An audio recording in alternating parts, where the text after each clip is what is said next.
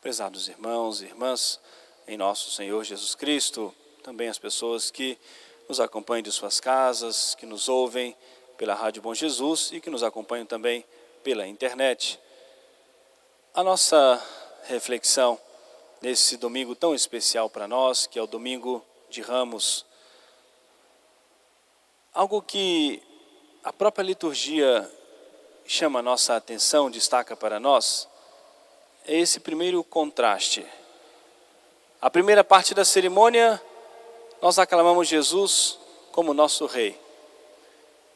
E nesse momento, agora nessa segunda parte da liturgia de hoje, que é a Santa Missa, o Padre com os paramentos roxos, e nós já ouvimos hoje o primeiro relato da paixão de nosso Senhor, e já vemos grande parte do povo clamando diante de Jesus: é réu de morte, seja crucificado. Não queremos que Ele reine sobre nós.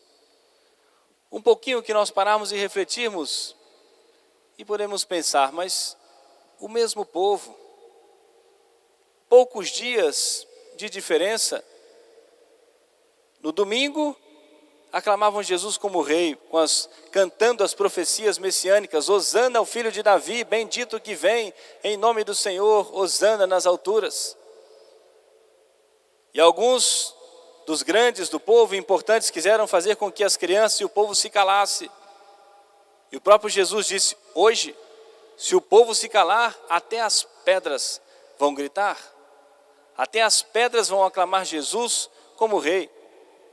Em alguns momentos quiseram aclamar Jesus como rei, quando Jesus multiplicou os pães, quando Jesus realizou outros grandes milagres, quiseram tomar Jesus nos ombros e aclamá-lo como rei, e Jesus desapareceu. Jesus saiu do meio do povo porque não era chegado o momento. Mas hoje, nesse domingo, Jesus quis ser aclamado como rei. Mas o que eu gostaria de chamar a atenção, esse primeiro contraste que a liturgia nos mostra, e que diz respeito muito à nossa vida. Quantas vezes, e é o que nós estamos aqui nesse momento, honrando, louvando, bendizendo a Deus, agradecendo a Deus a oportunidade de nós estarmos aqui, participando do santo sacrifício da missa, santificando o nosso domingo, abrindo para nós a Semana Santa, com a nossa presença física no templo sagrado.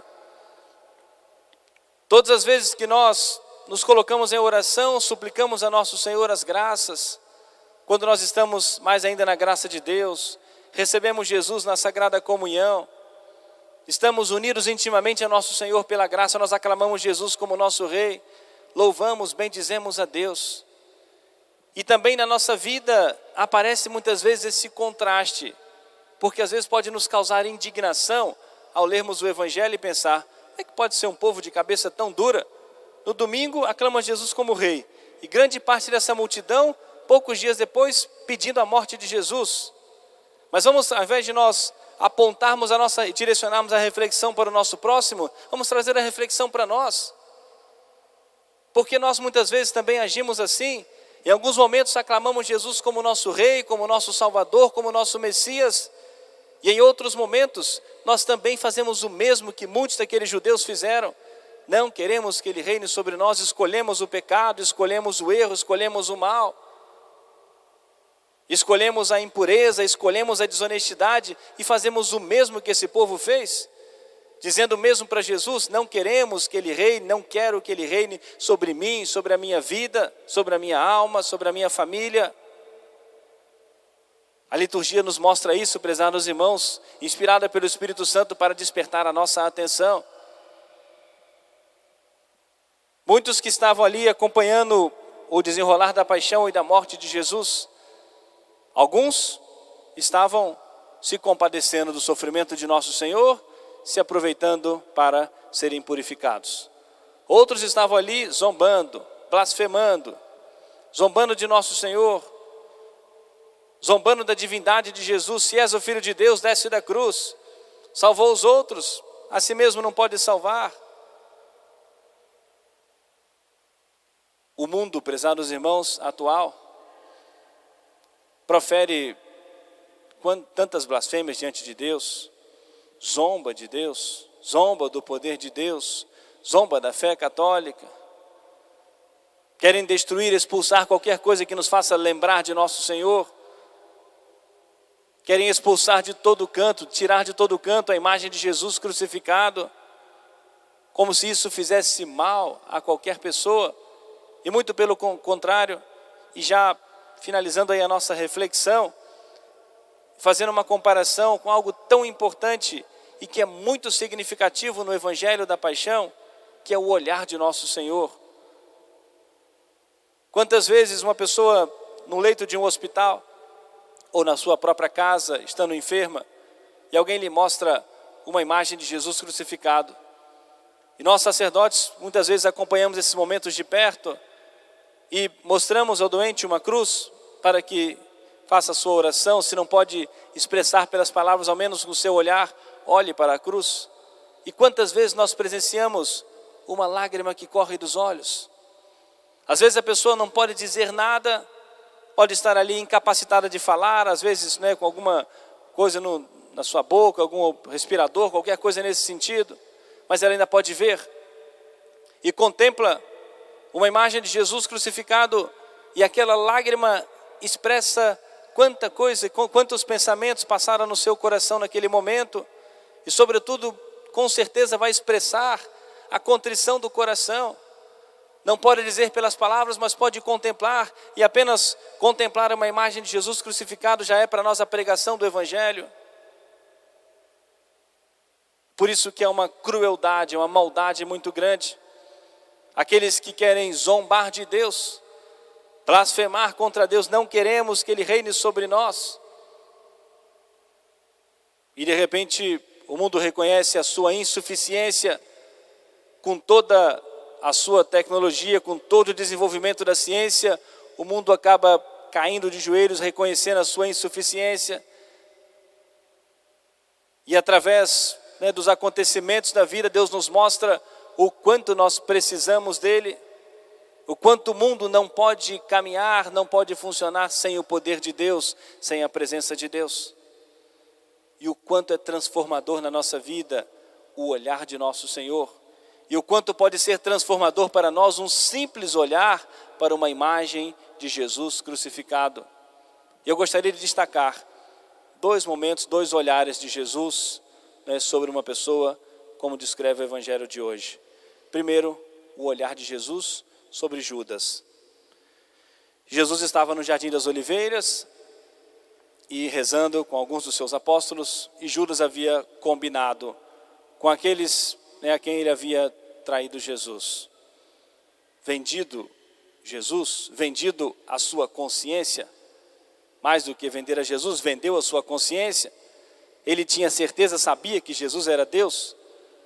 Se pensou erradamente, talvez Jesus fosse escapar também dessa prisão, mas ele vendeu a sua consciência. E aqui um parênteses, para que cada pessoa faça essa reflexão: quantos também vendem a sua consciência em troca de qualquer outra coisa? E na verdade se colocam e vendem o próprio Jesus, traem o próprio Jesus, se colocam numa condição de inimizade com o próprio Cristo. Mas Judas havia combinado: aquele a quem eu beijar é este, prendei-o. E Judas então se aproxima e beija o rosto de Jesus. E nós podemos pensar na proximidade física. Judas beijou o rosto de Jesus, bem próximo, olho no olho. E Jesus falou, nem precisou falar, gritar, mas em voz baixa, quase que sussurrando no ouvido de Judas: amigo, aqui vieste. É com um beijo que entregas o Filho do Homem? Olhou dentro dos olhos de Judas. Aquele olhar que penetrou fundo no coração, mas é provável que Judas tenha fechado os seus olhos. Porque vendido, tendo a sua consciência vendida, já destruída a sua consciência, o seu coração, não conseguia suportar o olhar de nosso Senhor. Era um olhar também de misericórdia, pois era o mesmo Cristo que olhou para todos os pecadores. Mas com certeza abaixou os seus olhos, porque não queria olhar para Jesus. Porque se quisesse deixar que o seu coração fosse penetrado pelo olhar de nosso Senhor, com certeza nosso Senhor também lhe concederia o perdão. E um segundo momento, quando o evangelho de hoje também nos diz que São Pedro ficou ao longe acompanhando o desenrolar daquela história. E Jesus, num dos momentos que passou, caminhando no pretório, onde estava sendo levado de um canto a outro, Anás, Caifás, Pilatos, Herodes, o olhar de Jesus se cruzou com o olhar de Pedro. O mesmo Jesus, o mesmo olhar de misericórdia. Para Judas foi ainda mais forte, o olhar e as palavras. Mas para aquele que tem reta intenção e quer ser tocado por nosso Senhor, que se permite ser olhado por Jesus e não fecha os seus olhos, que não fecha o seu coração, aquilo que nos diz o Salmo: se hoje ouvirdes a voz de Deus, não endureçais os vossos corações. Aquele que se permite ser olhado por nosso Senhor, ele é transformado plenamente. Jesus olhou para Pedro, e Pedro voltou o seu olhar também para Jesus, manteve os seus olhos abertos, para que através do olhar a graça tocasse o seu coração. E quando os nossos olhos, como expressão do nosso coração, está aberto para Deus, não precisamos exigir de Deus milagres, não precisa de muitas palavras, basta um coração de reta intenção, de boa vontade, para que Deus possa agir. E o olhar de Jesus penetrou o olhar de Pedro e tocou o seu coração. Não precisava dizer mais nada. Em outras palavras, como que dizendo para Pedro: como que é? Acabou de me dizer aí que não me conhece? Já fez milagres em meu nome? Como não me conhece? Em outra, apenas o olhar de Jesus expressando tudo isso, aquilo que deve ter passado no pensamento de Pedro.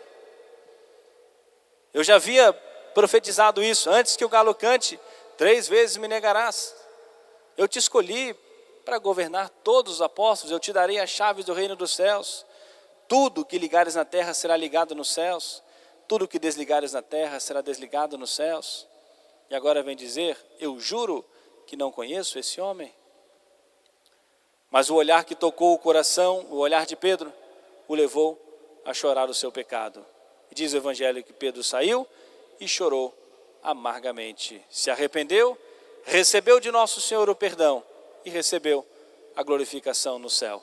Prezados irmãos e irmãs, continuemos esta Santa Missa e aproveitemos essa Semana Santa. Contemplemos o quanto nós pudermos a imagem de Jesus crucificado, seja na igreja, na nossa casa, mesmo que por hora a igreja vai velar, né, todas as imagens para nós centrarmos o nosso pensamento, mas com o olhar da nossa alma, nós contemplarmos a nosso Senhor, né, pregado na cruz, Jesus que oferece o seu sacrifício por nós. E o que nós queremos de nosso Senhor é um olhar de misericórdia, mas isso nosso Senhor nos dará, com certeza. Mas o que o nosso Senhor espera de cada um de nós é um olhar de contrição, de arrependimento, de conversão. A um coração humilde e sinceramente arrependido, Deus não nega o seu perdão. Que assim vivamos santamente esta Semana Sagrada. Amém. Louvado seja nosso Senhor Jesus Cristo. Para sempre seja louvado. Fiquemos todos de pé para nós acompanharmos o canto da nossa profissão de fé.